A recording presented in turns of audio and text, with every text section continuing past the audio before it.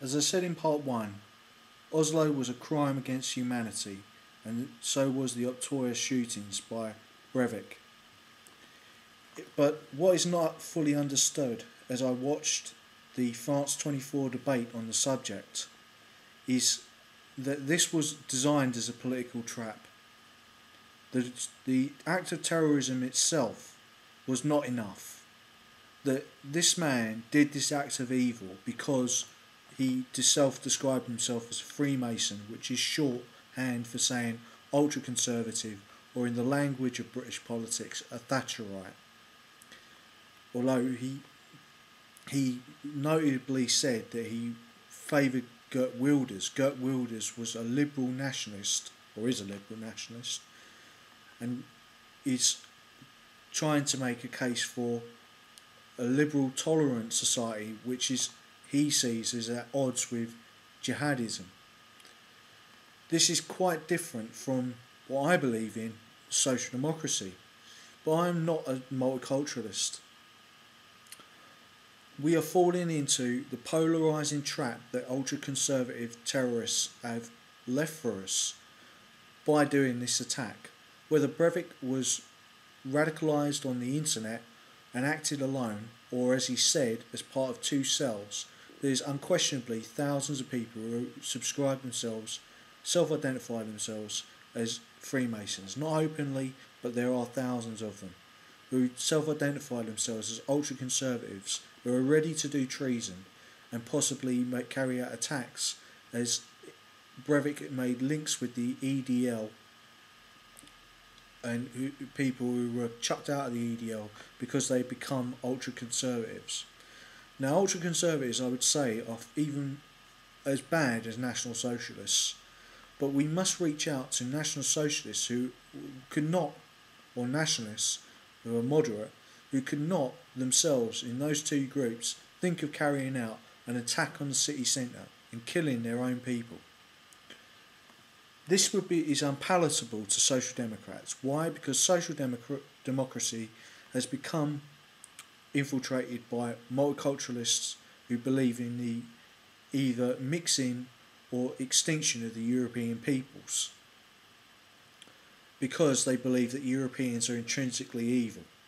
Now, I'm going a little bit over the ground of the first video, so check it out if you've not seen it. But as I saw a French socialist, who are quite different from English socialists or Scandinavian model social democrats, and I would say that the Norwegian handling of the political aftermath of the shootings is quite admirable. As a foreign minister said, we are not a multiculturalist country. We are a Norwegian country who believe in life and liberty and equality and the rule of law and democracy. And this was coming from a Norwegian Labour Party member, who, although he vigorously attacked the Progress Party, of which Breivik was briefly a member, who are moderate nationalists and anti-multiculturalists, so on the centre-right perhaps, he also said that he would only do that through the ballot box and never the bomb or the bullet. And that's what we have to do, because the multiculturalist argument and the ultra-conservative argument will polarise people, and it will get National Socialists who are somewhere to the right, but it will force them further and further towards ultra-conservatism, which will mean more bombings, more shootings and more terrorism. Because Freemasons in the past have used boxing and knives, but now they're using, and ultra-conservatives, of which Timothy McVeigh and Breivik are examples, are now using bombs to blow up city centres, or assault rifles to shoot people. It's quite clear that we cannot laugh and make jokes about funny hand signals when it comes to Freemasonry. They are a terrorist organisation. Whether they inspired this man or they did it, they have something to do with it. As he self-said he self-identified himself as a Freemason and ultra-conservative on his own Facebook page. Now, this has been completely missed, apart from the BBC, ironically. We must remember that Freemasonry infiltrates institutions and tries to convert media organisations as well. There are many different cases, and they've also managed to influence ultra conservatism to get people into power, notably Margaret Thatcher.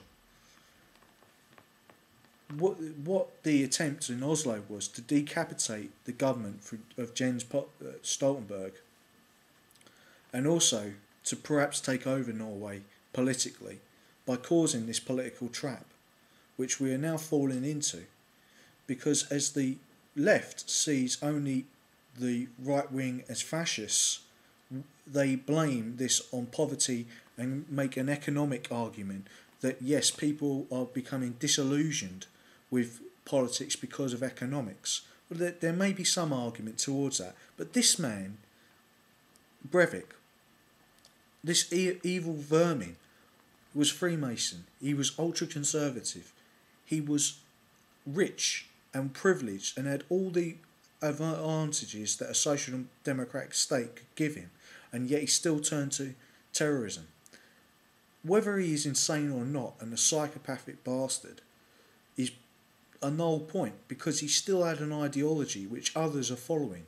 Whether they too fall into the category of insane is another question to ask, but insanity is more widespread than you would think. A commitment to evil and to do terrorism has caused us to not look at the facts, to blame the National Socialists, who are evil themselves, but who in some cases, because of course of the Holocaust, but who have been traditional enemies of Freemasonry and the ultra conservatives.